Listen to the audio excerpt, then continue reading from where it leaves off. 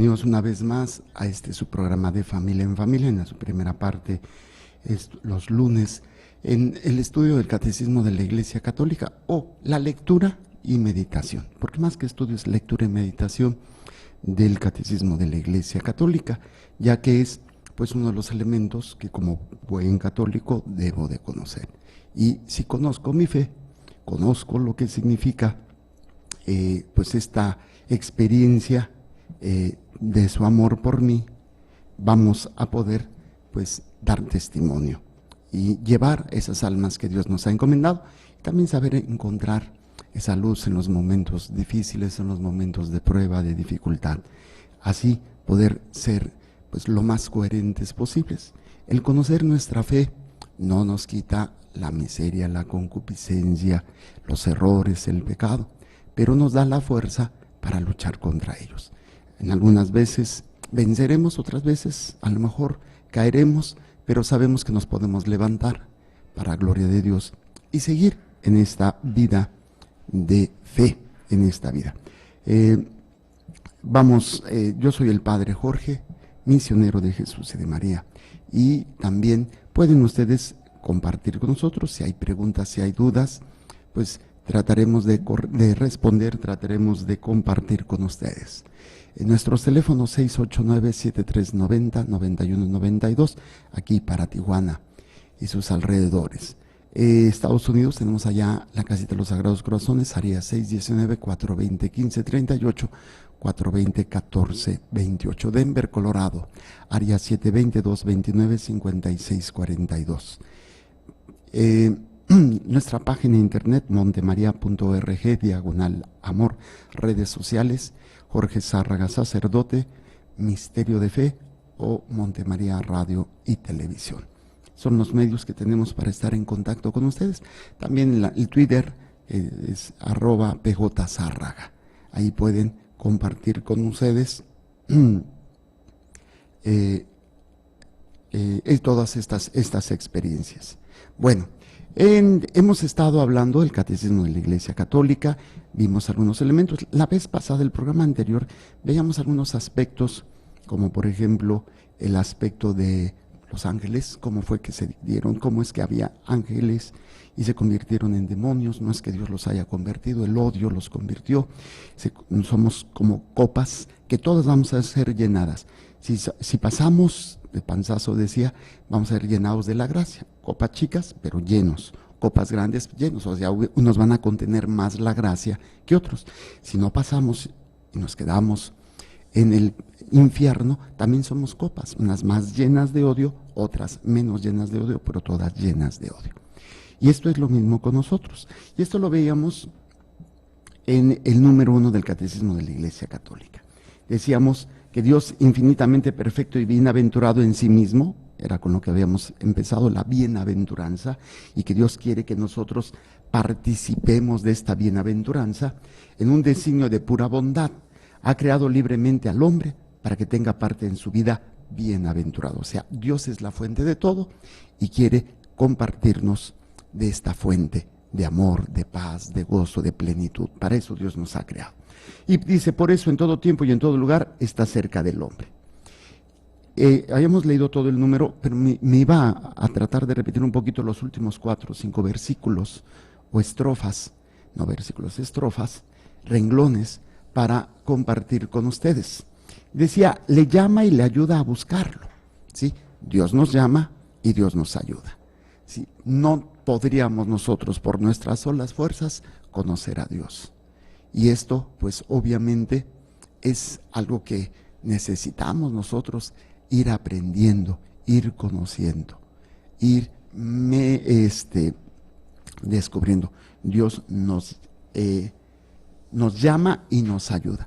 ¿Cómo nos ayuda? Pues nos da la revelación, nos da la palabra, nos da los sacramentos, nos da la iglesia, la vida comunitaria, la vida religiosa, los sacerdotes y la misma familia. Los acontecimientos nos van llamando, ¿sí? Nos ayuda a buscarlo, a conocerle y amarle. Entonces Dios nos llama, nos ayuda a buscarlo, a conocerle y amarle.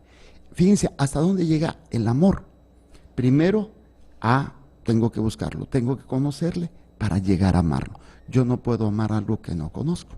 Y uno de los aspectos básicos en el proceso de la evangelización es que ustedes lleguen a conocer a Dios. Y lo interesante es que nunca terminaremos, nunca alcanzaremos a conocerlo completamente, porque Él es inmenso. Entonces podemos pasarnos toda la vida, y de hecho toda la humanidad, todo el tiempo de la historia del hombre, que se pusiera a conocer a Dios, no lo abarcaríamos. Ni todos los seres humanos que han existido en todos los tiempos, desde que existió el primero hasta el último, nunca podríamos agotar a Dios, porque es inmenso. Pero es importante, entonces Él nos llama y nos ayuda a ¿qué? A buscarlo, a conocerle y a amarle. Entre más conozco, más amo, ¿sí? Y les recordaba el primer mandamiento, bueno, el mandamiento que nos dice: amarás al Señor tu Dios con toda tu fuerza, con toda tu mente y con todo tu corazón. Y en este catecismo dice: a conocerle y amarle con todas sus fuerzas. Luego, convoca a todos los hombres que el pecado dispersó a la unidad de su familia. ¿Qué es el pecado? Es el separarnos de Dios, el hacer las cosas a nuestra manera y el dañarnos a nosotros mismos. Terminamos siendo egoístas, pensando en lo que yo quiero, en lo que a mí me gusta, en lo que yo siento, y pues esto es parte de un proceso muy interesante para todos nosotros, porque si ustedes se dan cuenta, el pecado no solamente me daña a mí, daña a todas las personas que están a mi alrededor. Daña a mi familia, daña a mis compañeros de trabajo. ¿Por qué? Porque soy portador de desgracia, en lugar de ser portador de gracia, portador del amor. Pero Dios, que sabe que el hombre se ha dañado, les hablaba de Babel, el egoísmo, donde todos quieren ser lo más importante. Y Pentecostés, que es el centro, todo lo contrario, en donde a pesar de nuestras diferencias tenemos un mismo objetivo, un mismo fin trascendental, y es Dios. Por eso Dios convoca a través de la revelación, a través de esta manifestación de su amor, a todos aquellos que somos pecadores. Convoca a todos los hombres que el pecado dispersó a la unidad de su familia, la iglesia. Y decíamos, a través de el Espíritu Santo. ¿Cómo lo hace? Bueno, prepara un pueblo, y es lo que conocemos como el Antiguo Testamento, prepara un pueblo. Y lo va a hacer plenamente ya en la redención, en la plenitud de los tiempos, con Jesucristo. ¿Sí? Lo hace mediante su Hijo, que envió como Redentor y Salvador al llegar la plenitud de los tiempos. Y dice: en Él y por Él llama a los hombres a ser en el Espíritu Santo sus hijos de adopción. ¿Qué necesito para ser adoptado por Dios? Bueno, la vida sacramental. Ya lo somos en el momento en que somos bautizados, formamos parte de la iglesia, pero tenemos también que aprender a obedecer, a seguirlo, a entender lo que más podamos, pero sobre todo a confiar en Él. Si confío, obedezco. Si no confío, no obedezco. Por eso decíamos que la fe va a ser pues esa experiencia de obediencia. ¿Por qué? No una obediencia a ciegas o por castigo, por miedo. Es una obediencia por amor, y esto va a ser muy importante. Entonces, dice, lo hace mediante su Hijo, que envió como Redentor y Salvador al llegar la plenitud de los tiempos. En Él y por Él llama a los hombres a ser, en el Espíritu Santo, sus hijos de adopción. Y por tanto, los herederos de su vida bienaventurada. Pues imagínense, un hombre rico que quiere heredarnos, no porque seamos sus hijos, pero nos adopta como hijos. Y lo único que tenemos que hacer pues es creer en su Hijo, dejarnos amar por su Hijo, dejarnos guiar por su Hijo, y formaremos parte de los herederos de la vida bienaventurada. Y esa vida bienaventurada pues es el cielo, el paraíso, la santidad, la visión beatífica, todos estos elementos que ustedes ya han escuchado. Muy bien, esto nada más es como resumen. Vámonos a el número 2 del Catecismo de la Iglesia Católica, que dice así. Bueno, mejor yo lo leo. Dice: para que esta llamada resuene en toda la tierra, Cristo envió a los apóstoles que había escogido. dándoles el mandato de anunciar el Evangelio. Id pues y haced discípulos a todas las gentes, bautizándolas en el nombre del Padre, y del Hijo, y del Espíritu Santo, y enseñándoles a guardar todo lo que yo les he mandado. Y sabed que yo estoy con vosotros todos los días hasta el fin del mundo. Mateo 28, 19 al 20. Fortalecidos con esta misión, los apóstoles salieron a predicar por todas partes, colaborando el Señor con ellos y confirmando la palabra con señales que la acompañaban. Marcos 16, 20. Muy bien. En este número 2, recuerden el título que tenemos del número 1 romano: la vida del hombre es conocer y amar a Dios. Entonces, para que esta llamada, ¿sí?, para ser hijos de Dios, para ser herederos de la bienaventuranza, para que esta llamada resuene en toda la tierra, porque Jesús vino como hombre, y como hombre tuvo limitaciones, no por ser Dios, sino al querer adoptar la parte humana, tiene sus limitaciones. No lo oyeron todos en ese momento, no lo vieron todos en ese momento, sino solamente unos testigos privilegiados, llamados discípulos, apóstoles, ¿sí?, que van a ser enviados. Primero van a tener esa experiencia, que es lo que habíamos dicho anteriormente. Primero los llama, Jesús llamó, y les ayuda, ¿sí?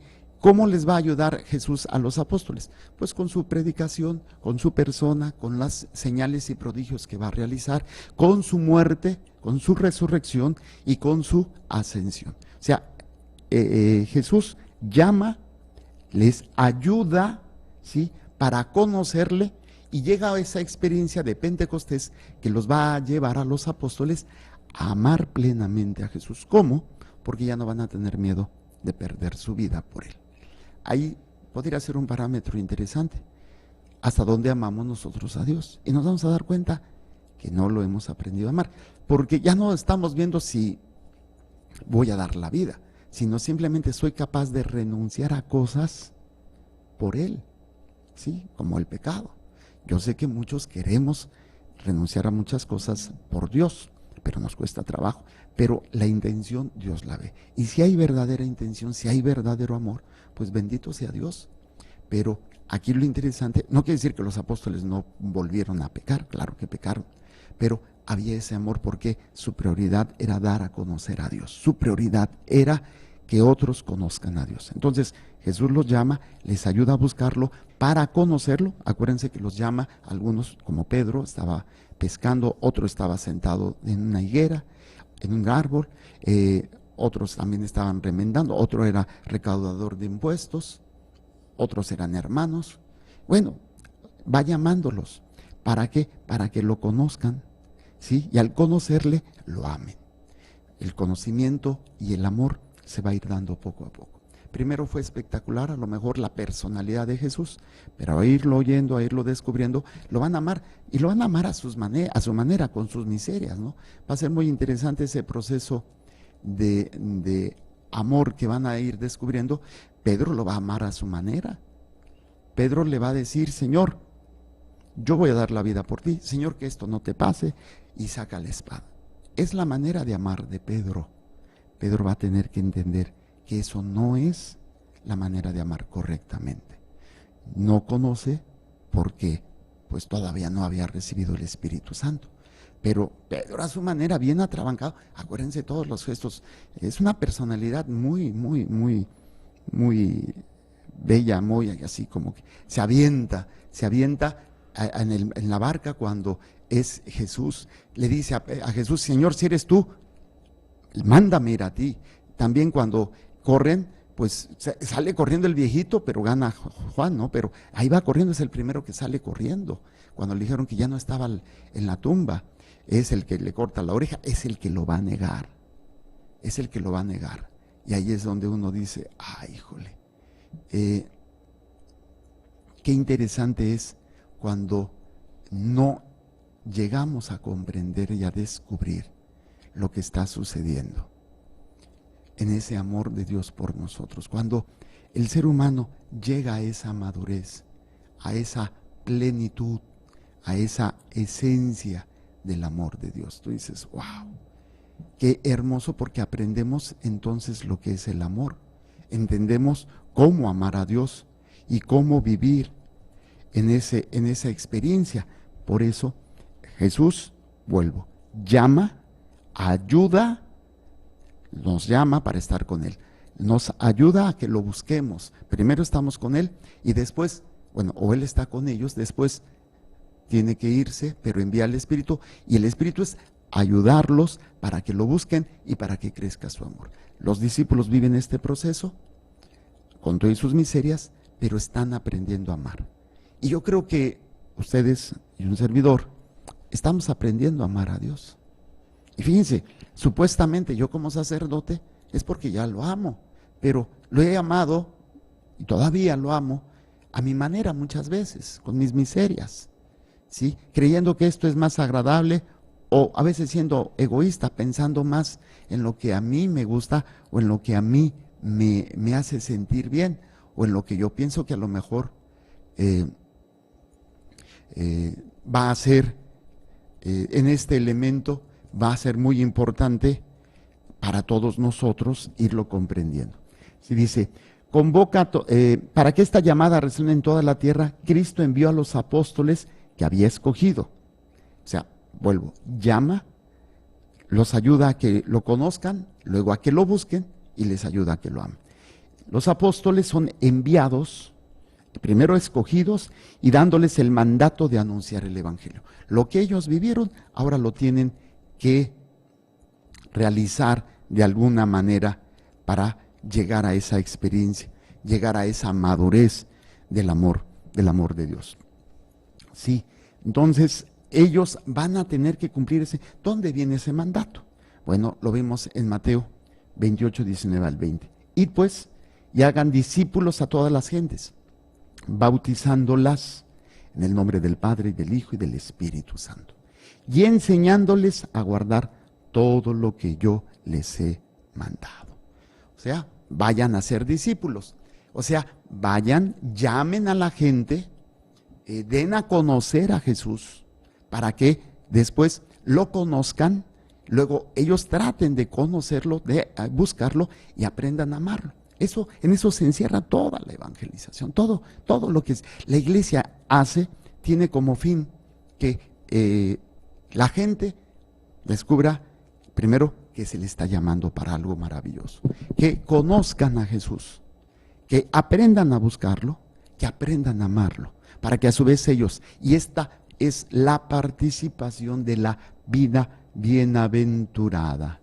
Y en este sentido va a ser muy importante para todos nosotros, porque esto va a marcar cualquier acción de cualquier evangelizador, padrecito, monjita, laico.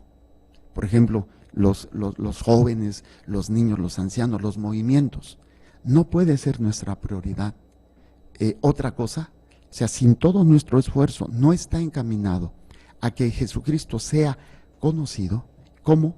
Bueno, tengo que llevar el proceso a ser discípulos.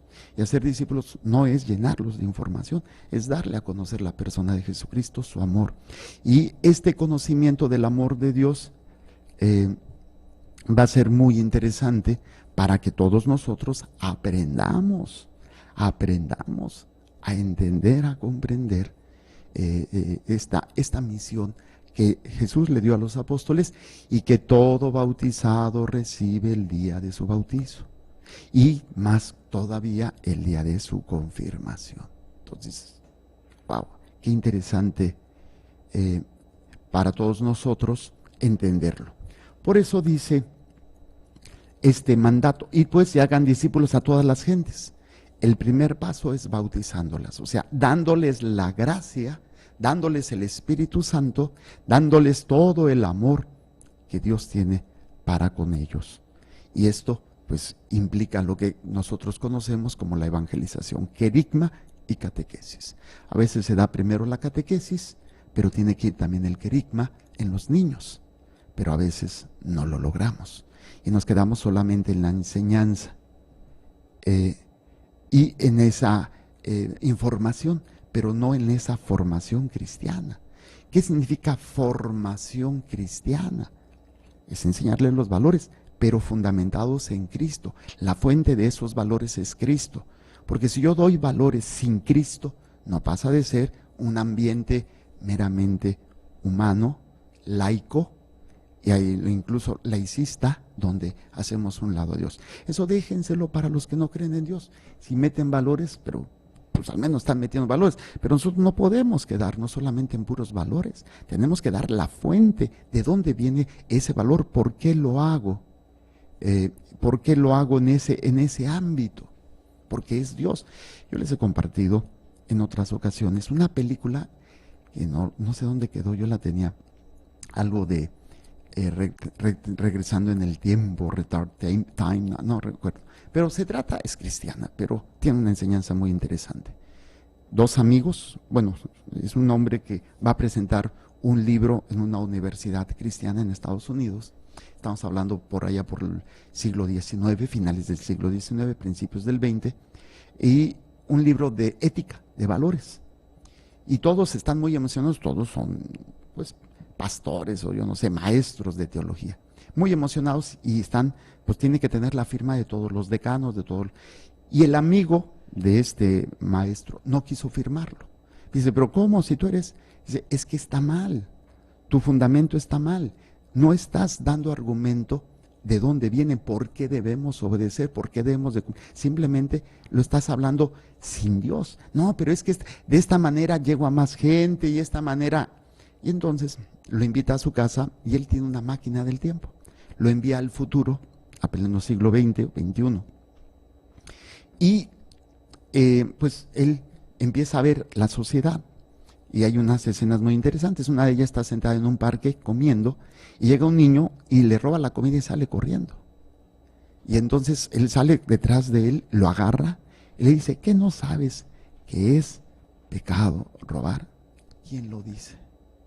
Y allí es cuando se queda, él dice, pues, o sea, si yo no le doy este elemento, este fundamento de que es en Cristo, pues no sirve más que para utilizarlos cuando quiera, cuando me conviene. Que desgraciadamente, aún sabiendo que viene de Dios, así lo hacemos. Por eso dice que bautizándolas en el nombre del Padre, y del Hijo, y del Espíritu Santo. Es el bautizo en la Santísima Trinidad. Hay un pasaje que dice que es bautizándolas en el nombre de Jesús, y ahí es donde muchos cristianos difieren de nosotros. Pero el bautizo es en la Trinidad, del Padre, del Hijo y del Espíritu Santo. Muchas personas nos preguntan, Padre, ¿es válido el bautizo de...? Hay unas iglesias un poco más serias que sí son válidos, porque incluso hacen la fórmula trinitaria, pero hay otros que ni siquiera hacen eso, nada más los meten al agua y ya. Entonces no hay todo el elemento para poder decir que están bautizados. Dice,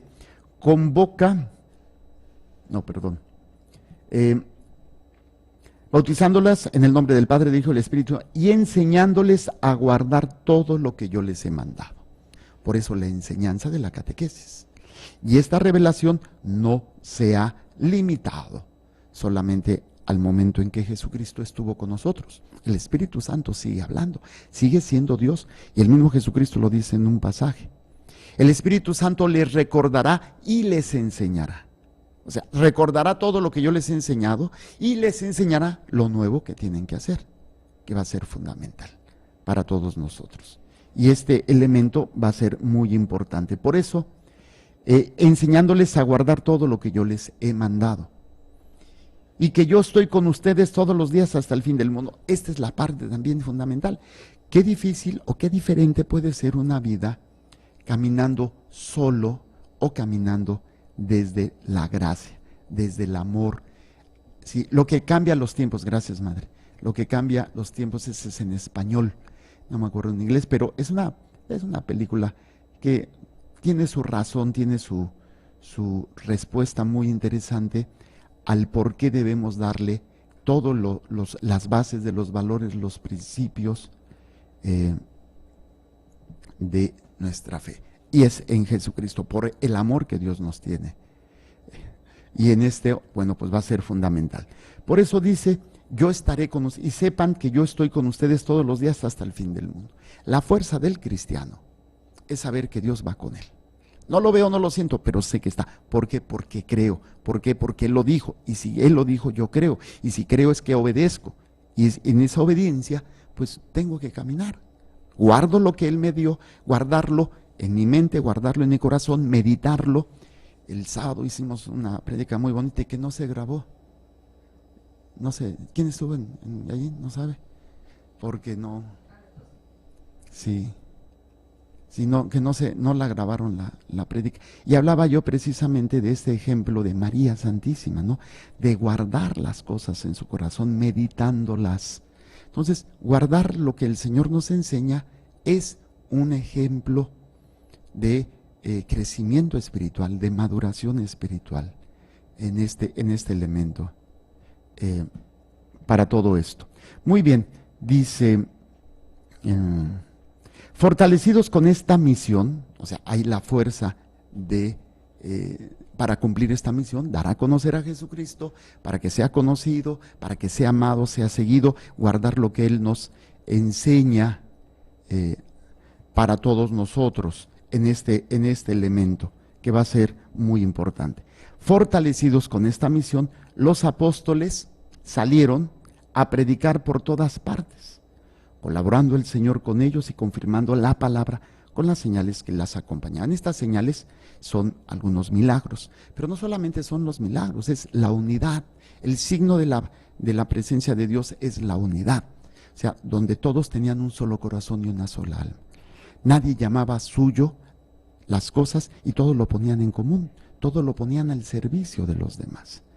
Y esto va a ser muy interesante para todos nosotros, porque nos permite ir descubriendo precisamente que cuando las cosas son de Dios se acompañan de señales. A veces esperamos siempre los milagros, pero para mí la señal más grande es la conversión y que una persona acepte a Jesucristo como su Señor y su alma se salve. Esa es para mí la señal más grande, más increíble. ¿Por qué? Porque en muchos lugares pueden haber señales y milagros, pero no hay conversiones, porque nos quedamos en los milagros, somos milagreros, queremos manifestaciones para fundamentar en eso nuestra fe. Incluso hay personas que vienen, padre, ¿qué significa? Y enseñan fotos, enseñan videos, enseñan o comparten visiones que han tenido o voces que han escuchado de Dios o de la Virgen. ¿Qué significa?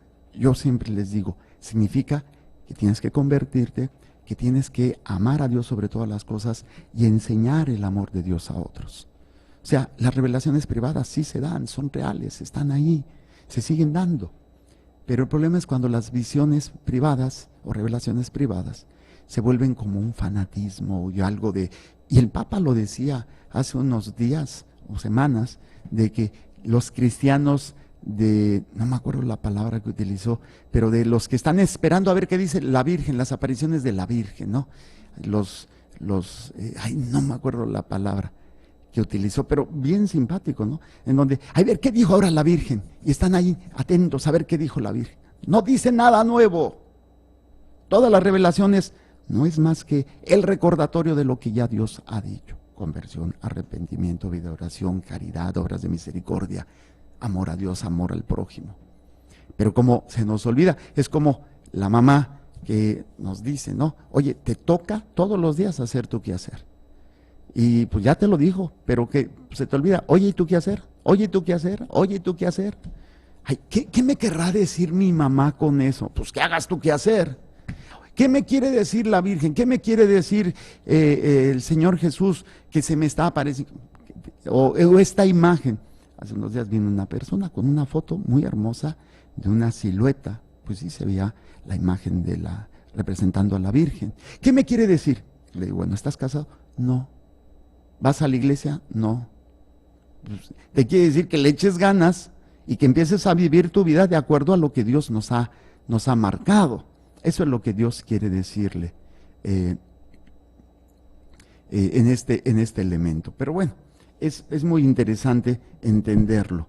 El Señor sí confirma la palabra, sí confirma la acción evangelizadora. Y el signo, repito, más importante, que al final de cuentas es lo que va a hacer que valga la pena, es la salvación de las almas. Que las almas se salven. Ese es el signo más importante. O sea, hay una conversión, una aceptación de Jesucristo y pues un testimonio de vida que puede ser no perfecto, pero si estás luchando es lo que importa. Al final de cuentas, Dios ve tu corazón, Dios ve lo que estás y en este elemento para todos nosotros va a ser fundamental con estos aspectos fundamentales de la vida del cristiano, de la vida de fe. Bueno, con esto terminaríamos el número 2 romano. Digo, 2 normal, 2. Y vamos al número 3. El número 3, con el número 3 terminaríamos el 1 romano. Ahora, vamos a ir viendo en este número 3 algunos elementos que va a ser muy importantes. Madre Blanquita. 3. Quienes con la ayuda de Dios han acogido el llamamiento de Cristo y han respondido libremente a ella, se sienten por su parte urgidos por el amor de Cristo a anunciar por todas partes en el mundo la buena nueva. Este tesoro recibido de los apóstoles ha sido guardado fielmente por sus sucesores.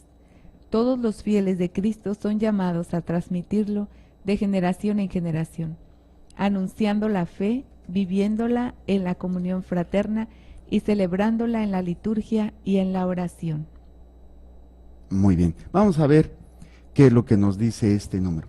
¿Quiénes con la ayuda de Dios han acogido el llamamiento de Cristo? O sea, hay algo muy interesante. Todo el esfuerzo que hacen los evangelizadores, sacerdotes, las monjitas, los laicos y todos esos elementos que se hacen a través de apostolados, ministerios, no sé, pastorales. Si algo bueno sale de eso, es precisamente la ayuda de Dios. Aquí mucho cuidado. Muchos podemos perdernos en protagonismos, en, ¿cómo se llama? En acciones donde nosotros somos lo mejor, lo mejor, lo mejor, lo mejor. Yo hice. Y viene la competencia, ¿no? A veces los celos, y malos son malos. El capillismo, celos de un sacerdote para con otro, de un obispo para con otro, de una capilla con otra, de un movimiento con otro, de un grupo con otro, de un laico para con otro. O sea, celos, ¿por qué? Porque a él se le reconoce, a él se le ha dado, y no es que yo hice más, no, es que conmigo sí bien, ¿y por qué van con el otro? O sea, no eres tú, es Dios el que está haciéndolo. Tú eres nada más un instrumento. Y a veces, pues no estás permitiendo a Dios que te utilice para hacer su obra. Y obviamente cuando se da eso, pues es cuando vienen los celos. Cuando vienen esas... Sí, es humano los celos. Es parte a veces de la naturaleza, pero cuando realmente estás comprometido y estás enamorado de Dios, al contrario, lo ideal o lo sano es que el triunfo o el buen trabajo, el buen trabajo de apostolado, de ministerio, de pastoral, de otro hermano, sacerdote, religiosa o laico, o grupo o movimiento, te debe dar gusto porque se salvaron almas, porque están dándose a conocer a Dios. El problema es cuando quiero que sea todo a través de mí, todo yo, porque yo soy, porque yo he hecho, porque yo dije, porque yo hago, y ahí es cuando le robamos a Dios toda la gloria. Todo este elemento para todos nosotros va a tener que darse en este elemento. Por eso, quienes con la ayuda de Dios han acogido el llamamiento de Cristo y han respondido libremente a Él, o sea, a este llamado, no se puede forzar, tiene que ser para todos nosotros este elemento de vida, este elemento de trascendencia, donde el hombre pues es formado en su fe, pero llega un momento en donde él ya libremente, cuando el niño, llega un momento en donde ya tiene uso de razón, conciencia, él renueva su fe, se les pregunta, ¿creen ustedes en Dios Padre? El día de su primera comunión, el día de su confirmación. O sea, no se les obliga. Claro, hay que reconocer que a muchos se les está ocasionando un daño porque tienes que ir y me los traen a fuerzas, obligados, pero obligados hasta con violencia. Me han tocado niños que son enviados al catecismo bajo amenazas de golpes o castigos. Y dijéramos, bueno, todavía son devotos los papás. No. Entonces, a veces no entendemos que tiene que ser libremente. Claro, esa libertad nosotros como adultos tenemos que irla formando, educando, alimentando, presentándole el amor de Dios a los niños, que el hombre por naturaleza, en un estado sano, no rechaza a Dios, no lo rechaza, tiene necesidad de Dios. Es como el hombre que se está muriendo de sed y se le presenta el agua, pues sanamente y lógicamente no lo va a rechazar, no va a decir no lo quiero, no lo va a aceptar. El problema es cuando no lo aceptamos, es porque ya hay un vicio, ya hay algo que está ocupando, está ocupando este elemento, este lugar que le pertenece a Dios. Bueno, dice, quienes con la ayuda de Dios han acogido el llamamiento, recuerden estos aspectos, que Dios llama, convoca, ¿sí?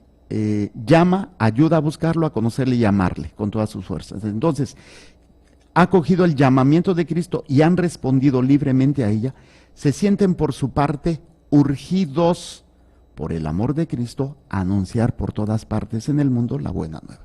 Esta es la clave fundamental. Yo tengo que tener la experiencia de Dios, del amor de Dios, y esta urgencia me lleva a darlo a conocer. Es como cuando uno descubre algo maravilloso y no se puede quedar con él. Pudiéramos compararlo como un pastel riquísimo, de esos así, 3 leches. Que me traigan un pastel de 3 leches, de esos grandototes, de zanahoria o de qué, ¿no?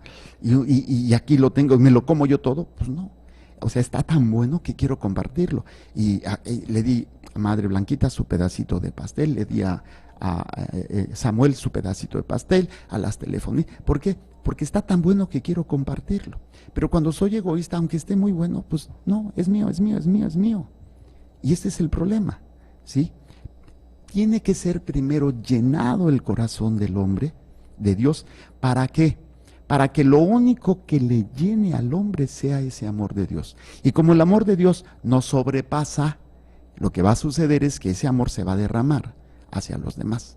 Un ejemplo hermoso va a ser mi Madre Santísima, la quejaritomene, la llena de gracia. Se llena del amor de Dios, pero la sobrepasa ese amor de Dios, pero la sigue llenando, y hagan de cuenta que es como una copa que ya está llena, pero Dios le sigue echando la gracia, y entonces toda esa gracia se desborda y todos los que están cerca de María son llenados de la gracia de Dios. Lo que le pasó a su prima Isabel. María nada más llegó y la saludó, y en ese momento el niño saltó de gozo en el Espíritu Santo, quedó también llena de Dios, llena del Espíritu Santo. Cuando el hombre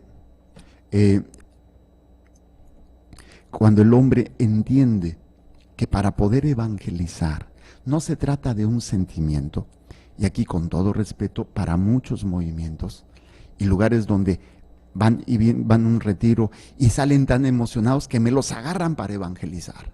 Ahora sí, vas a irte a predicar, vas a ir a esto. No, espérate, no me lo eches a perder. El sentimiento no es el amor. O sea, ya está preparado para sufrir, ya está preparado para experimentar el verdadero amor en el dolor, en el sufrimiento, y mantenerse firme. Entonces sí, porque si ya me los agarro en ese momento emotivo, pues ¿qué creen? No es amor, es emoción. Y pues después de que se acaba la emoción y vienen los cocolazos, vienen todos esos elementos de sufrimiento, de tristeza, de dolor, de, bueno, tantas cosas que están ahí, pues no tienen la fuente del amor y salen huyendo. Y luego, a veces son los más difíciles de evangelizar, porque estaban muy cercanos a Dios y luego ya no quieren saber nada de Dios, nada de Dios. ¿Ok? Fíjense, lo dije al principio, no son clases de catecismo, es lectura y meditación del catecismo, porque no son clases, es ir aprendiendo. No soy maestro, pero me gusta meditar, me gusta que juntos aprendamos sobre el catecismo. Y bueno, sobre todo lo que Dios nos dé, ¿no? La palabra de Dios y otras cosas. Dice, quienes con la ayuda de Dios han acogido el llamamiento y han respondido libremente a ella, se sienten por su parte urgidos por el amor de Cristo a anunciar por todas partes en el mundo la buena nueva. Aquí quisiera hacer otro paréntesis. Cuando hay amor en la pareja, en el noviazgo, cuando no es amor en Cristo, esa relación no va a funcionar. No, al menos como Dios quiere. No en la plenitud. Pueden funcionar porque están casados, viven juntos, pero no viven la plenitud del amor. O sea, el amor que yo siento por ti o el amor que tú sientes por mí tiene que estar fundamentado en el amor de Dios. Y ahí es donde entonces vamos a ir a sentir esa urgencia.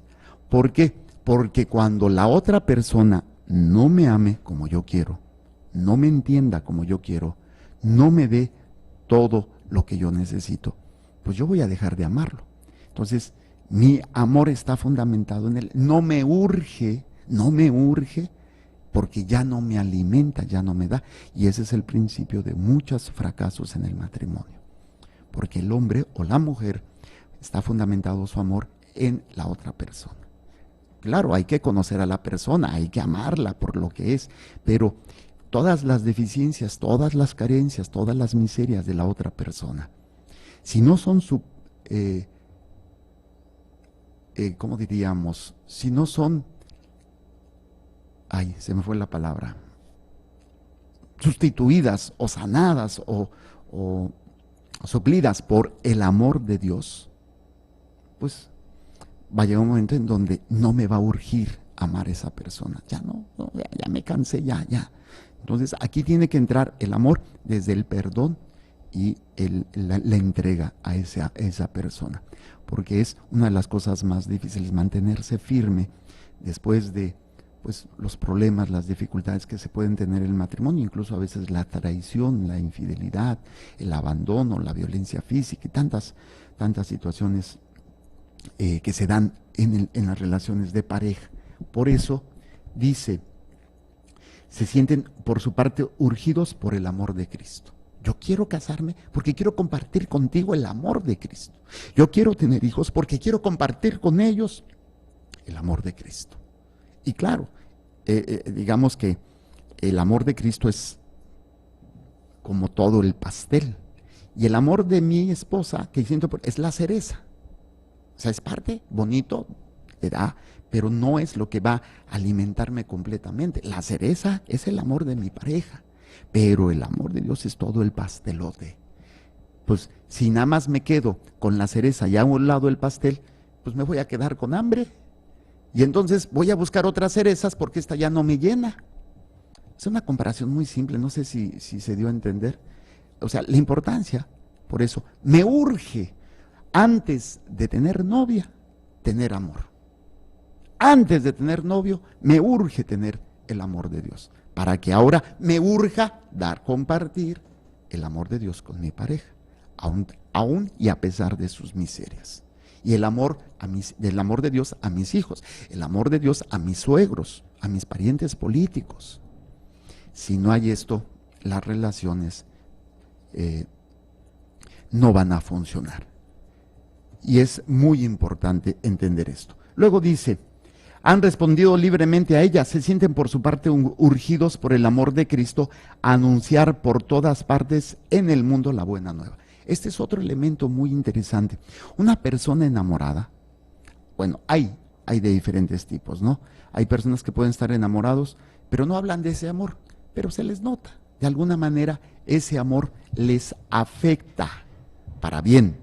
Y se les nota en la carita, en la manera de reír, en algunos detallitos, se les ve así como que ya no son iguales, se les ve motivados.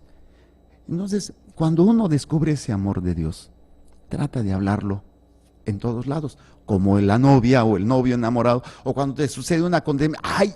A veces llega el examen, ¿no? Padre, ya vio esto, mire, y emocionado por algo que le pasó.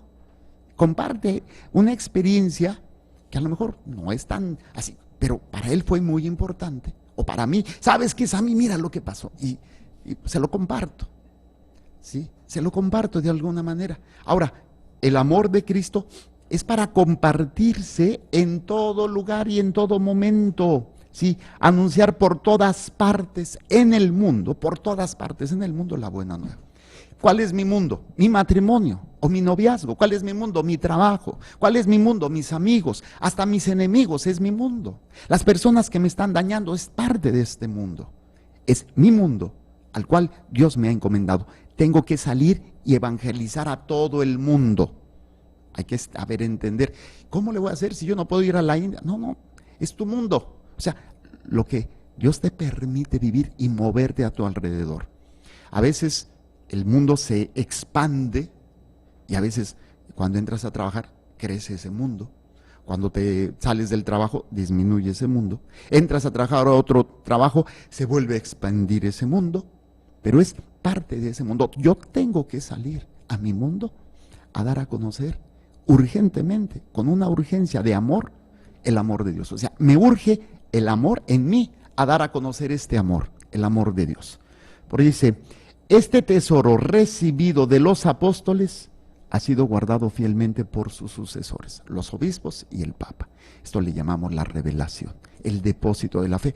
Lo veíamos en el primer programa, primero y segundo programa, sobre qué es la revelación, qué es el depósito de la fe. Lo vamos a ver más adelante, ¿eh? En el mismo catecismo lo habla. Este tesoro recibido de los apóstoles se ha transmitido de generación en generación. Esto se le llama tradición, la tradición que viene desde los apóstoles. Y este depósito, este tesoro, tenemos que cuidarlo para que no sea alterado, para que no sea cambiado. Sí, todos los fieles de Cristo son llamados a transmitirlo de generación en generación, anunciando la fe, viviéndola en la comunión fraterna y celebrándola en la liturgia y en la oración, que son los 4 pasos o las 4 partes del catecismo. Todos los fieles de Cristo son llamados a transmitirlo. O sea, es mi obligación transmitirlo. Dios me llama a transmitirlo porque Él me lo ha dado. Y tengo que anunciar la fe. ¿Qué tengo que hacer? Viviéndola en comunión fraterna, celebrándola en la liturgia y en la oración. La fe, lo que creo, viviéndola, la vida en Cristo, ¿sí? Celebrándola, la vida sacramental y la oración. Son las 4 partes del catecismo de la Iglesia Católica. Y aquí se nos ha acabado el tiempo. Vamos a terminar, pero dándole gracias a Dios por todo lo que nos ha permitido compartir con todos ustedes. Que el Señor les bendiga y les proteja, haga resplandecer su rostro sobre ustedes y que les conceda su favor. Que el Señor les mire con benevolencia y les conceda la paz. Amén. Jesús, que tu sangre pura y sana circule en estos cuerpos enfermos y que tu cuerpo puro y sano transforme estos cuerpos débiles, que una vida sana y vigorosa palpite dentro de ellos. Amén. La bendición de Dios Todopoderoso, Padre, Hijo y Espíritu Santo, descienda sobre ustedes y permanezca